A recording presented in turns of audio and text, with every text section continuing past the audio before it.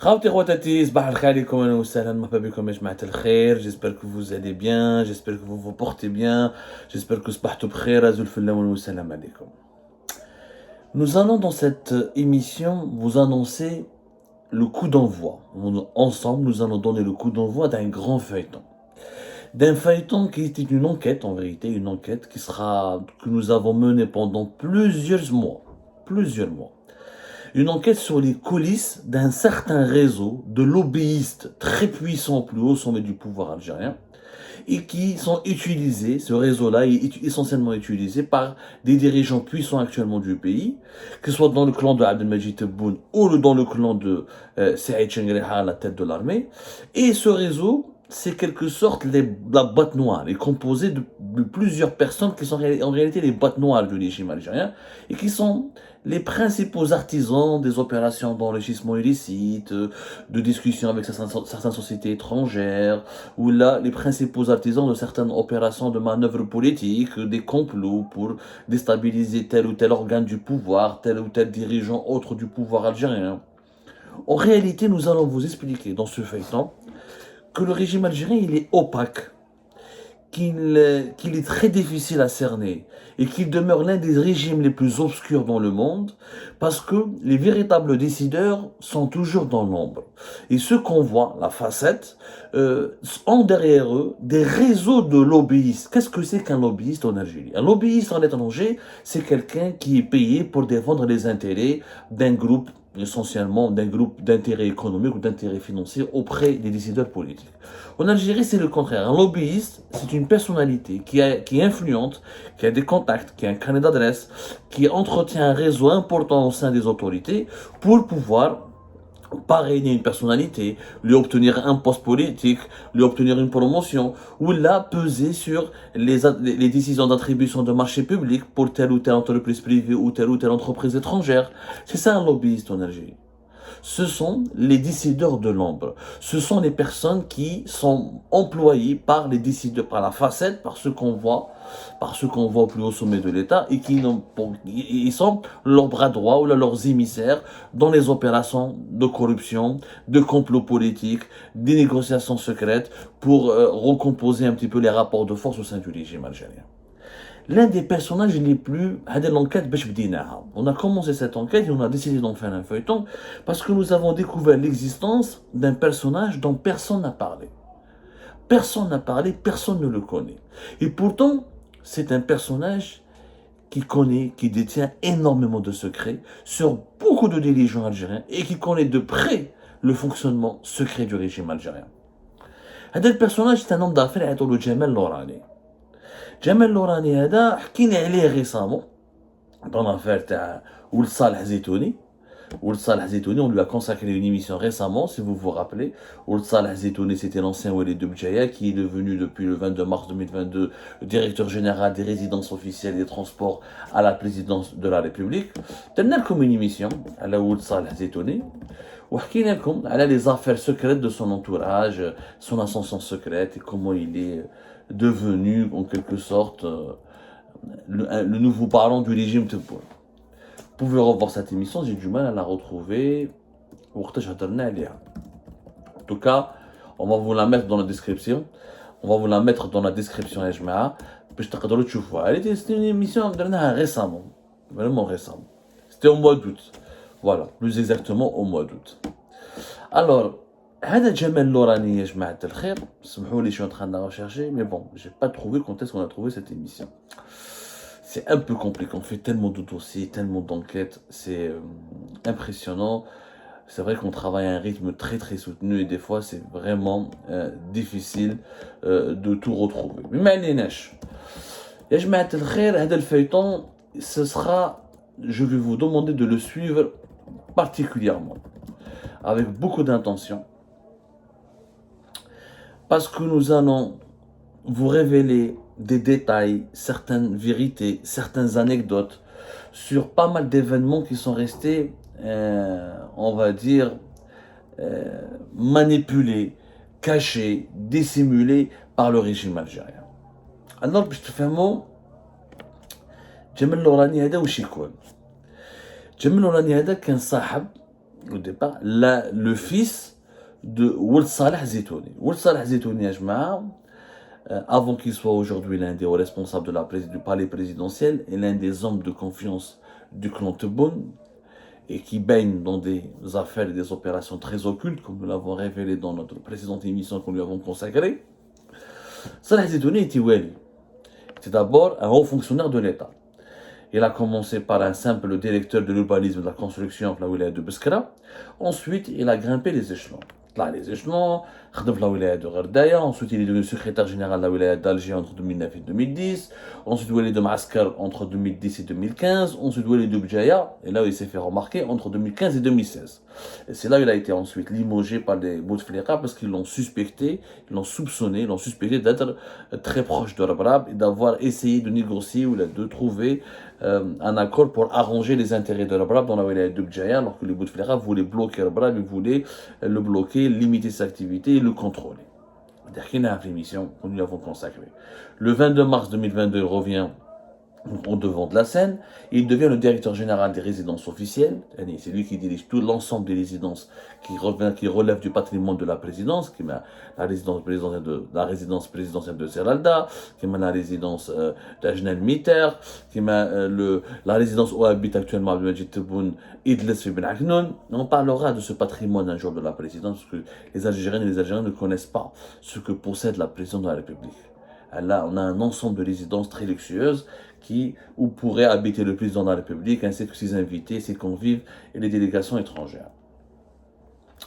هذا Ould Salah Zitouni, il avait un fils. كان عنده وليدو مثلا عنده وليدو واسمه علاء هذا Ould Salah Zitouni. علاء, il était dans les affaires. Il a profité de l'ascension de son père, comme beaucoup de fils de dirigeants algériens. Ils utilisent ou le nom de leur père ou la fonction de leur père pour essayer de faire des affaires et de s'enrichir. C'est un scénario classique.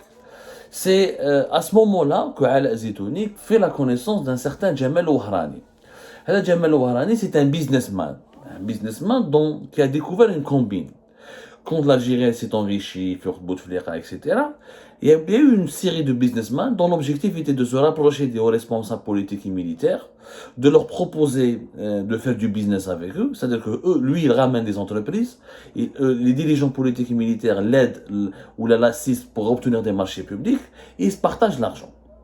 Et c'est comme ça que les dirigeants militaires ou politiques en Algérie s'enrichissent, parce qu'ils interviennent pour obtenir un marché public à une entreprise ou à des entreprises privées ou étrangères qui sont représentées ou qui sont parrainées en Algérie par un businessman. Ce businessman, c'est le lobbyiste, c'est celui qui connaît, qui a un carnet d'adresse avec les dirigeants militaires et civils. C'est-à-dire que Ala Jamal Ouhrani n'a pas de compétences, il ne fait rien, il ne travaille pas. C'est juste, il connaît quelques dirigeants militaires ou civils, il propose à des entreprises des marchés publics, et dans les marchés publics, ils ont un montant. Une partie, donc, elle est versée en pot de vin à des dirigeants militaires et civils, une autre partie, elle est gardée chez Jamal Ouhrani, et c'est comme ça que les gens s'enrichissent. Bien sûr, la partie restante servira à exécuter le marché public, et donc elle servira à payer l'entreprise qui exécute ce marché public. Jamal Ouhrani, c'est grâce au fils de Ala Zitouni, grâce à Ala Zitouni, le fils de Ould Salah Zitouni, et il a, comme il était essentiellement Ould Salah Zitouni très puissant dans la wilaya de Maaskar. La wilaya de Maaskar, il a dirigé de 2010 à 2015, et quand il était secrétaire général de la wilaya d'Alger de 2009 à 2010, donc il avait un certain pouvoir. Il est wali, Fiourt Bouteflika, ils avaient le feu vert, ils étaient encouragés à développer leur wilaya, ils avaient des budgets. Le régime Bouteflika voulait désenclaver l'intérieur du pays. La wilaya de Maaskar, qui bénéficie d'une certaine partie, elle bénéficie de l'attention du pouvoir parce qu'elle n'était pas loin d'Oran, elle n'était pas loin de Tlemcen, et elle avait donc des potentialités importantes. Il fallait la développer. Donc des budgets importants étaient injectés dans la wilaya de Maaskar pour faire des projets publics, des infrastructures, des routes, des ponts pénétrantes qui devaient relier Maaskar à la wilaya, à l'autoroute Est-Ouest. Donc il y avait pas mal de projets, des Bdawinder. Wesh يدير هذا donc le fils du wali Ould Salah Zitouni Ala, et donc avec Jamal Ouhrani, ils vont faire des affaires ensemble pour s'enrichir. Toujours le même scénario classique, des entreprises sont parrainées, attribution de marchés publics, c'est des petits marchés. C'est pour ça que des fois la presse et les services de sécurité n'en parlent pas. Comment ils prennent un ensemble de petits marchés. 2 milliards par-ci par-là, refaire un trottoir, refaire une école, corriger, entretenir une daïra, construire un commissariat, des petits marchés, mais l'assemblage, quand on regroupe l'ensemble de ces petits marchés qui ont été orientés, qui ont été truqués pour les donner à des entreprises privées bien déterminées, ça fait quand même des sommes d'argent assez phénoménales. Et c'est à travers ce mécanisme que Jamal Lorani a découvert un véritable business. Il devait donc ne pas se contenter que de Ala Ada Zitouni, d'essayer de se rapprocher de d'autres dirigeants. Et c'est comme ça, grâce à Ala Zitouni, à son père, que Hada Jamal Lorani a pu connaître le général Ghalib Belqsir et sa fameuse femme, Fatiha Boukhars, l'ex-présidente de la cour de Tipazan. Général Ghalib Belqsir, Ghani an kul ta'rif. Normalement, في Algérie Part, celles et ceux qui nous suivent, connaissent très bien. L'Algérie Part a publié des dizaines de révélations et d'enquêtes sur le général Ghalib Belqsir, qui est le général le plus corrompu de l'armée algérienne. La preuve, il est toujours en fuite, des biens en France, des biens en Espagne. Il a acheté le passeport de Vanuatu, un paradis fiscal au large du Pacifique. Il a des intérêts à Dubaï. Nous avons tout dit sur le général Ghalib Belqsir, qui vivait essentiellement entre Paris et Alger, qui est parti quelquefois à Dubaï, mais qui a acheté maintenant un passeport de Vanuatu, qui est toujours en Europe, essentiellement entre l'Espagne, Malaga et Paris, où il s'est fait même pas âgé de moins de temps en temps. Maintenant, je pense qu'ils ont dépassé l'âge de 30 ans, au moins pour l'une d'entre elles. En tout cas, ces filles très jeunes, avant même de fêter leurs 30 ans, ils ont pu acheter deux appartements, 16e arrondissement. 16e, sans parler de d'autres biens qui étaient achetés avec d'autres prêtements. Général Ghalib Belqsir, réellement le général le plus corrompu de l'armée algérienne. Général Ghalib Belqsir était commandant du groupement de la gendarmerie nationale à la wilaya d'Alger en 2014. Il était même le patron de la brigade de recherche de Bab Jdid. Ensuite, il a été promu au poste du commandant régional de la wilaya de Blida en 2015. Ensuite, en 2017, il a été nommé chef d'état-major de la gendarmerie nationale. Ensuite, en juillet 2018, il est devenu le patron de la gendarmerie algérienne. Durant tout ce parcours, où il était très proche de Gaïd Saleh, tout en ayant des relations très particulières et très proches de Saïd et du clan de Bouteflika, Ghalib Belqsir en a profité pour s'enrichir et assembler le maximum d'argent. Sauf que Ghalib Belqsir était discret, était beaucoup moins connu parce qu'il était très intelligent et il ne mangeait pas de gros morceaux. Il ne participait pas, il partageait pas les gros gâteaux avec les Bouteflika ou les hommes d'affaires, les oligarques ou lui. Il prenait des petits marchés. كان يدير كيما واش كان يدير جمال لوراني مع علاء زيتوني, c'est-à-dire des marchés de BTP dans des wilayas, faire une nouvelle route, une nouvelle piste, travaux de maçonnerie, construire quelques petits logements, des petits marchés, dont les montants sont quelques dizaines de milliards de centimes, mais la stratégie, toujours la même, c'est de peser ou d'influencer un grand nombre de petits marchés pour prendre ensuite, pour chacun de ces marchés publics, un pot de vin, et l'ensemble et la totalité de ces pots de vin, ça fait quand même une fortune importante. Donc, ils avaient la même stratégie. C'est pour ça que Ghalib Belqsir, rapidement, il s'est entendu avec Jamal Lorani. Ghalib Belqsir avait, en Algérie, 2 ans d'affaires avec lesquels il travaille. Jamal Oulhadj, promoteur immobilier. Il est en fuite depuis la crise politique de 2019 et c'est Ghalib Belqsir qui lui a permis de fuir pour ne pas être placé sous ISTN, interdiction de sortie du territoire national et de ne pas être placé sous enquête pour ne pas être inquiété par les services de sécurité, alors qu'il était aussi un ami très proche du clan de Saïd Bouteflika, il connaissait même Saïd Bouteflika, ou Omar Ben Abdallah qui a fui l'Algérie en 2019, mais qui est revenu en Algérie en 2021 et qui est tombé dans un piège parce que c'était l'ami de Kamel Beljoud, l'ex-ministre de l'Intérieur. Ensuite, lorsque Farid Zindine Benchir, le patron de la police, s'est brouillé avec Kamel Beljoud, Farid Zindine Benchir, il a lancé une enquête sur Omar Ben Abdallah. Omar Ben Abdallah, il a été emprisonné à la mi-décembre 2021. Il a été dans une affaire, de grande affaire de trafic, de corruption et de transfert illicite de devises avec un autre promoteur algérien et un autre promoteur connu sur la place d'Alger, dont nous avons déjà parlé, et des promoteurs libanais. L'affaire de Omar Ben Abdallah, vous pouvez aussi la retrouver sur Algérie Part. On a raconté beaucoup d'histoires, c'est très difficile à chaque fois de vous retrouver les émissions. Mais تقدروا تشوفوا كلش في Algérie part, تروحوا تشوفوا برك notre site internet, vous tapez sur recherche, vous tapez tout ça et vous allez tout retrouver. Yani, voilà. Ah voilà, j'ai retrouvé. C'était le 10 août 2023 où nous avons parlé de l'étrange fortune de la famille de Ould Salah Zitouni. C'était le 10 août 2023. L'émission, vous pouvez la revoir pour comprendre les connexions ben Hada, comment Hada, le fils de Ould Salah Zitouni, Ala Zitouni s'est enrichi, etc.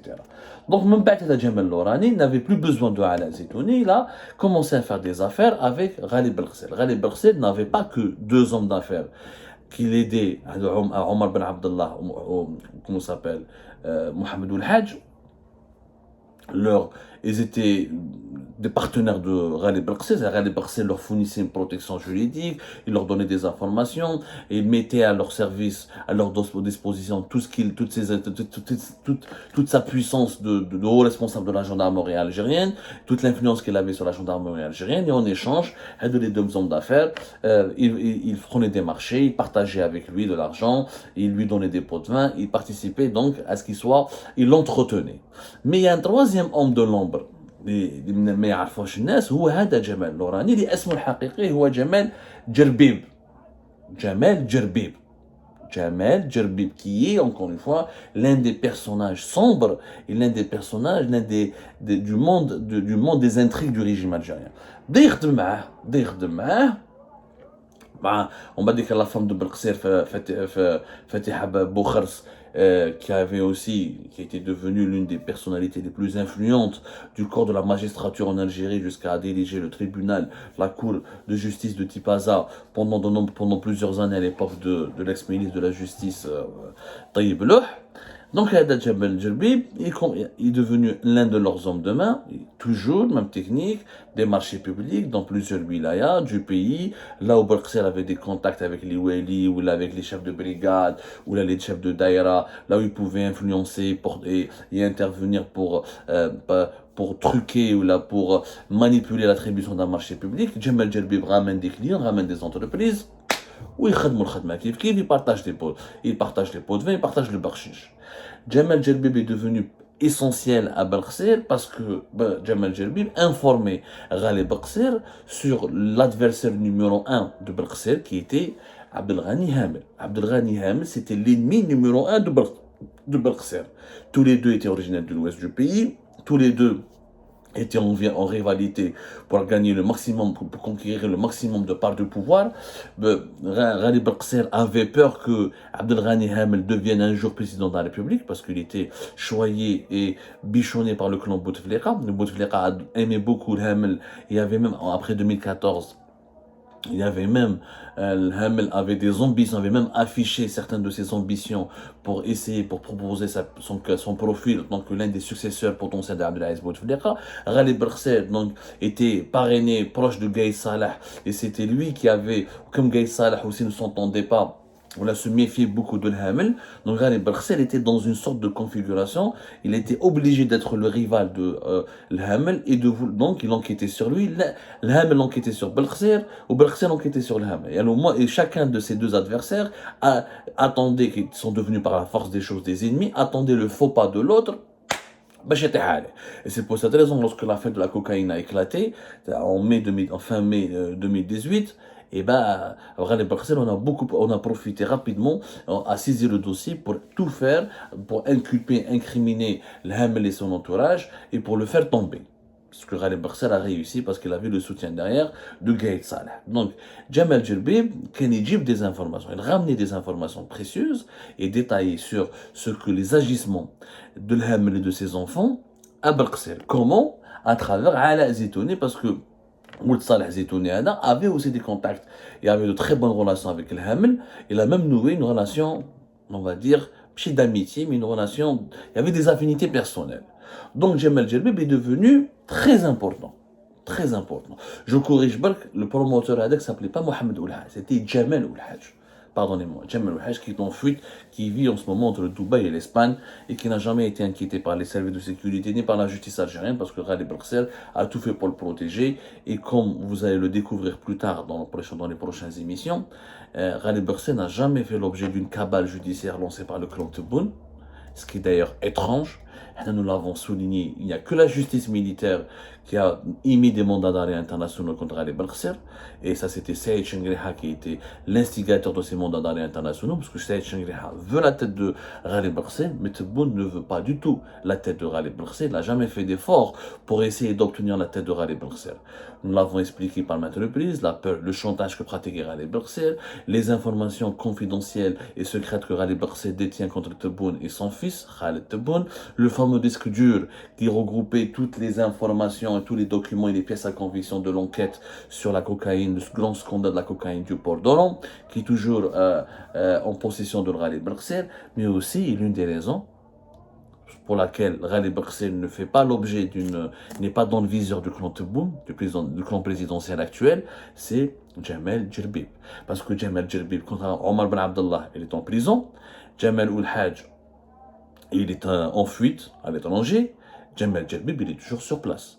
Ala Zetouni, le fils de Ould Salah Zetouni, était en fuite en Espagne jusqu'à ce que dans l'année 2022, lorsque ça s'est calmé, la tempête s'est calmée, que son père a été protégé par Abdelmajid Tebboune, il a même bénéficié d'une promotion. Donc il est revenu de l'étranger notamment, il était en Espagne notamment pour revenir, pour refaire des affaires.